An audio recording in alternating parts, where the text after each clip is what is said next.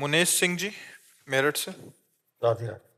महाराज जी, मैं पुलिस में थानाध्यक्ष के पद पे मेरठ में नियुक्त हूँ। मैंने अपनी पूरी नौकरी में बहुत इनकाउंटर किए, जिसमें मुझे बहुत सम्मानों से सम्मानित भी किया गया तथा राष्ट्रपति वीरता पदक भी मिला।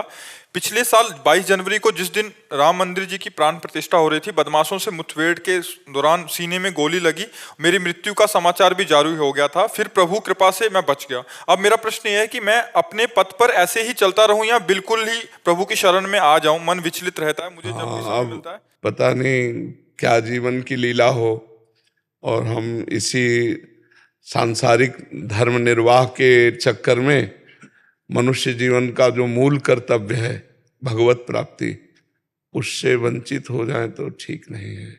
अगर आपका मन आपको साथ दे तो समय निकालिए अपने जीवन का भगवत प्राप्ति के लिए। कितना समय दिया? 32 साल हो गए। 32 साल, बहुत समय दिया। कोई नशा तो करते नहीं हो? बिल्कुल नहीं, कोई नशा बिल्कुल कतई नहीं। बिल्कुल ठीक है। तो क्या हुआ कि महाराज मुचकुंद जी गुफा में सोए हुए थे। हम इसमें आपको उत्तर दे रहे हैं। तो काल यवन के द्वारा भगवान को जब ललकार मिली तो रण छोड़कर भगवान भगे, काल यवन को पीछे दौड़ाया। मुचकुंद जी जहाँ गुफा में थे वहां ले गए और अपना पीताम्बर उड़ा दिया। मुचकुंद जी को ये वरदान था कि अगर कोई तुम्हें सोते हुए जगाएगा तो आंख पड़ते ही, दृष्टि पड़ते हुए भस्म हो जाएगा। तो काल यवन ने जाके लात मारा कि यहाँ अपना सो रहा, मुझे दौड़ा करके हलाया, और लात मारा तो भगवान थे नहीं, वो तो मुचकुंद थे। मुचकुंद जी ने जो ही आंख तो भस्म हो गए। इसके बाद भगवान वासुदेव आए, श्री कृष्णचंद्र जी, पूरी वार्ता हुई। तो भगवत दर्शन का फल होता है भगवान की प्राप्ति। तो भगवान ने कहा मुझे इस जन्म में तुम प्राप्त नहीं कर सकते,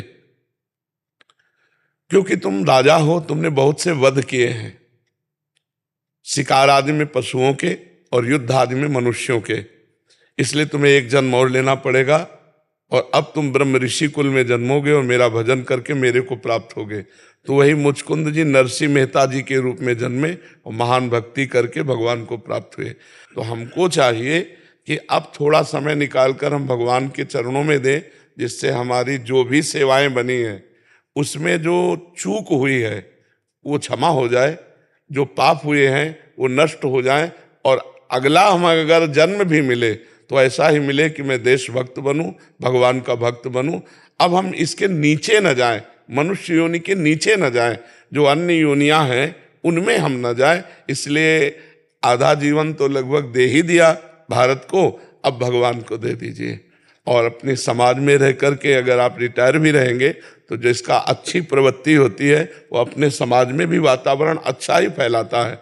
तो आसपास सुरक्षा व्यवस्था, समाज की पवित्रता, आपके द्वारा जैसे नए लड़के हैं उनको, जो फोर्स में जाने वाले हैं, जो पुलिस विभाग में जाने वाले हैं, क्या क्या सावधानियां रखनी चाहिए, कैसे कैसे करना, तो आप 50 लड़के तैयार भी कर सकते हैं। रिटायर होकर भी आप हमारे भारत सरकार की सेवा कर सकते हैं और नाम जप के द्वारा और साधना के द्वारा भगवान की प्राप्ति भी कर सकते हैं। प्रभु बहुत सुनता हूँ, रात में 2 बजे भी ड्यूटी से आता हूँ तो आपको जरूर 15-20 मिनट सुन के तभी सोता हूँ। जी जी। और 33 दिन हॉस्पिटल में रहा, जब मुझे गोली लगी मृत घोषित कर दिया गया। 9 दिन आईसीयू में रहा, उस दिन 9 दिन को छोड़ के बाकी 33वें दिन में जो दिन बचे उनमें मैं हॉस्पिटल में भी आपको सुनता रहा, कंटिन्यू सुनता हूँ। तो बिना आपको सुने नींद ही नहीं आती है। जी जी। तो अब जो सुना उस पर चल दो ले देखो, एक तरह से तो आप मर ही गए थे जब घोषित हो गया था, तो अब जो जीवन बचा है अब वो भगवान को दे दीजिए। तो धन्यवाद है आपका कि जो आप अपने जीवन को भारत सरकार में ईमानदारी से लगाकर अब अखिल कोटि ब्रह्मांड सरकार भगवान के चरणों में लगा देंगे तो दोनों बन जाएगी।